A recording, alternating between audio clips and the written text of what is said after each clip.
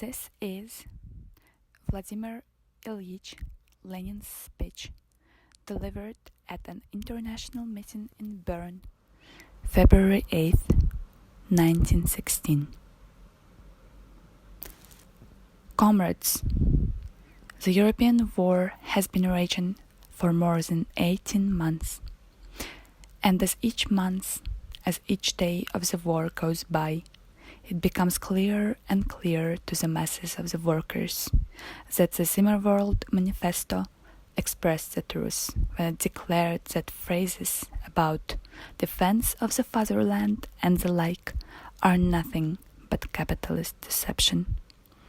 It is becoming more evident every day that this is a war between capitalists, between big robbers, who are quarreling over the loot, each striving to obtain the largest share, the largest number of countries to plunder, and the largest number of nations to suppress and enslave.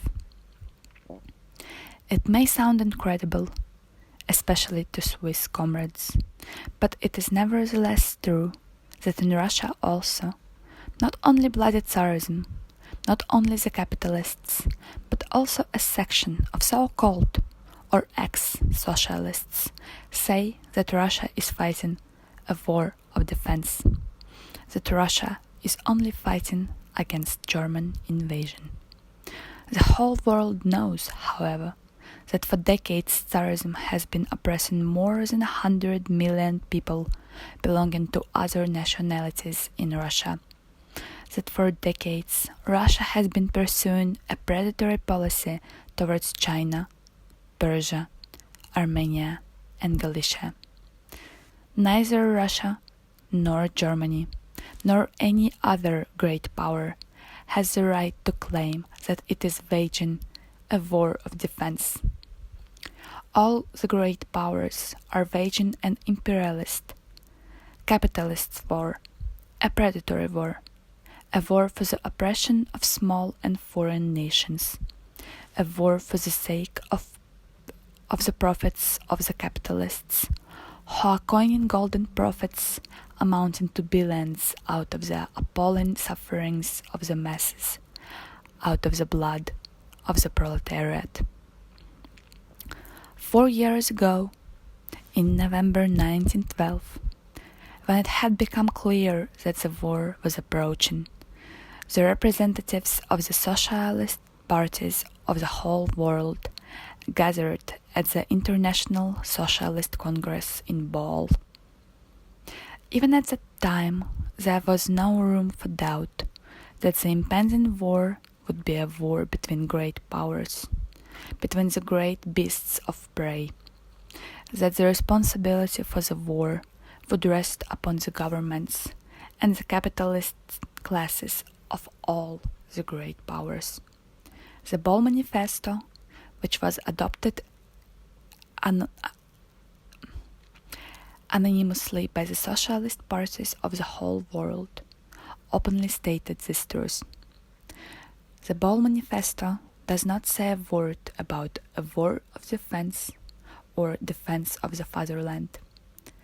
It castigates the governments and the bourgeois of all the great powers without exception. It said openly that the war would be the greatest of crimes, that the workers would consider it a crime to shoot at each other, that the horrors of war and the indignation this would rouse among the workers would inevitably lead to a proletarian revolution.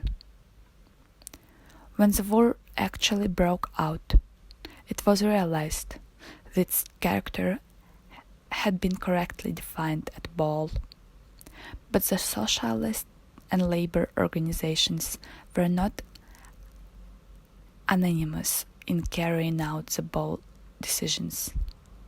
They split. We see now that in all countries of the world, the socialist and labor organizations are split into two big camps. A smaller section, the leaders, functionaries and officials, have betrayed socialism and have deserted to the side of the governments. Another section, to which the mass of class-conscious workers belong, continues to gather its forces to fight against the war and for the proletarian revolution. The views of this latter section also found expression in the Zimmerwald Manifesto.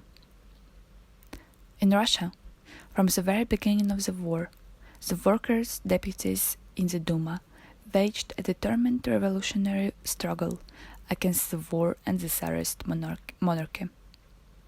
5 workers' deputies, Petrovsky, Bedaev, Muranov, Shagov, and Samoilov, distributed revolutionary manifestos against the war and energetically carried on revolutionary agitation. Tsarism ordered the arrest of those 5 deputies, put them on trial, and sentenced them to lifelong exile in Siberia. For months, the leaders of the working class in Russia have been pining in Siberia. But their cause has not gone under. Their work is being continued by the class-conscious workers all over Russia. Comrades, I have heard the speeches of representatives of various countries who have told you about the workers' revolutionary struggle against the war. I merely want to quote one other example from that great and rich country, the United States of America. The capitalists of that country are now making enormous profits out of the European war, and they too are agitating for war. They say that America must also prepare to take part in the war. Hundreds of millions of dollars must be squeezed out of people for new armaments, without end.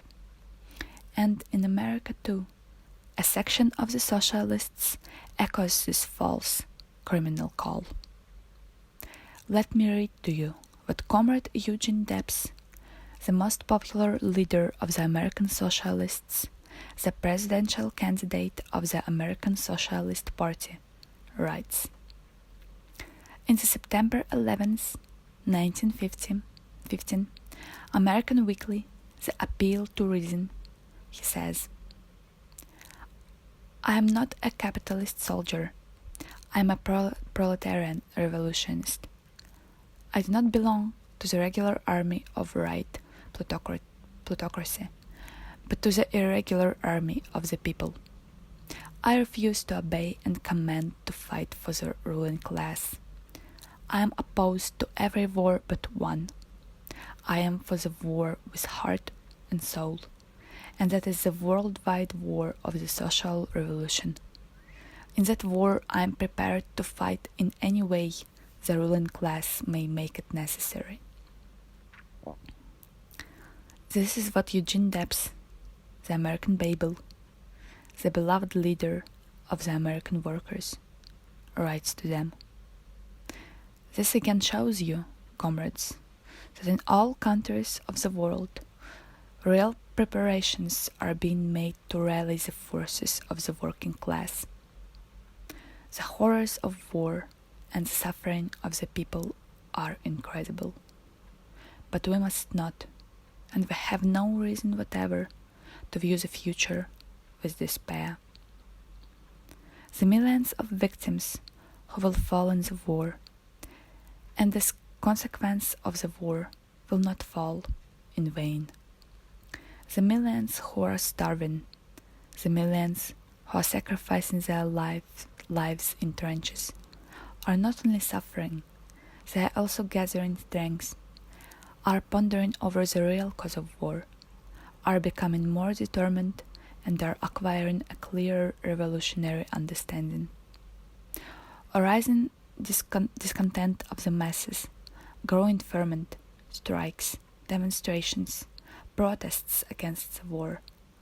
All this is taking place in all countries in the world. And this is a guarantee that the European war will be followed by the proletarian revolution against capitalism.